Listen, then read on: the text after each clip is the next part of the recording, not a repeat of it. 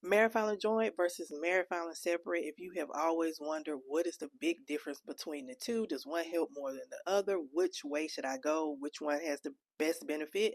I'm going to explain the two. Come on, let's go. So there are a lot of people when they go to file taxes, they either don't know what to choose or they just choose whatever they think they should choose, not knowing why, no rhyme or reason, just kind of choosing whatever they think is will be the best or whatever makes sense to them. So I'm going to break down the difference between married filing joint versus married filing separate so that you can hopefully get a better understanding on which way may be the best way to go depending on your situation. So number one, married filing joint has the biggest benefits, typically the most perks, as it pertains to filing taxes. So generally, when you file married filing joint, it results in a lower combined tax liability because there's a bigger standard deduction. I will list that standard deduction here.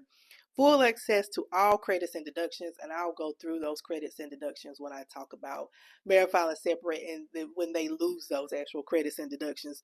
And there's a higher income threshold for phase out. So if you guys um, didn't know, some of the credits phase out, well, all of the credits phase out with a certain income. So they give you higher income. You have a higher income and still be eligible for certain tax credits, such as child tax credit, earned income credit, um, retirement savings credit, just a lot of the refundable credits.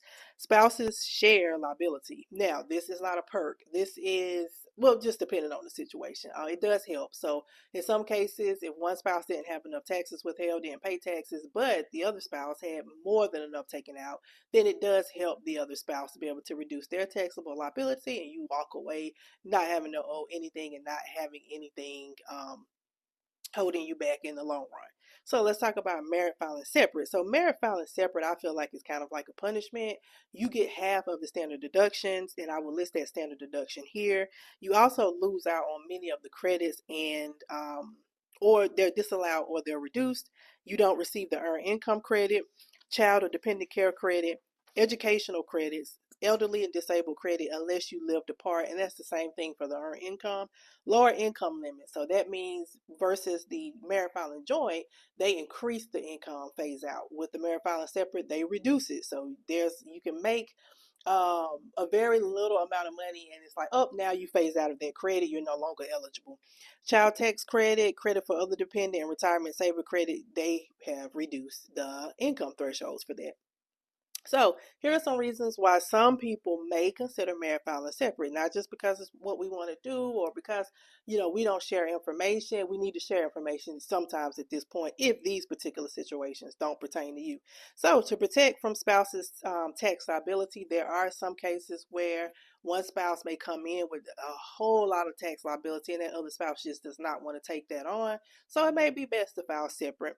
Lower AGI may help qualify for certain deductions and student loan repayment considerations. So a lot of times if you are on a income driven repayment plan for student loans, of course you wouldn't want to combine incomes, but there may be cases if you have a business and you're able to reduce your taxable income and your AGI, then you may be okay married filing joint. It just depends on the situation. And one spouse has significant separate income or deductions. So if one spouse has a significant amount of income and deductions and the other one doesn't, it may make sense to say, hey, you need to file separate. You didn't have enough withholdings taken from yours. I had, enough and I've already paid my share. You just got to pay yours. However that works. For me, I wouldn't do that with mine, but to each his own. If you need help filing your taxes, visit that link in my bio. I hope this helps.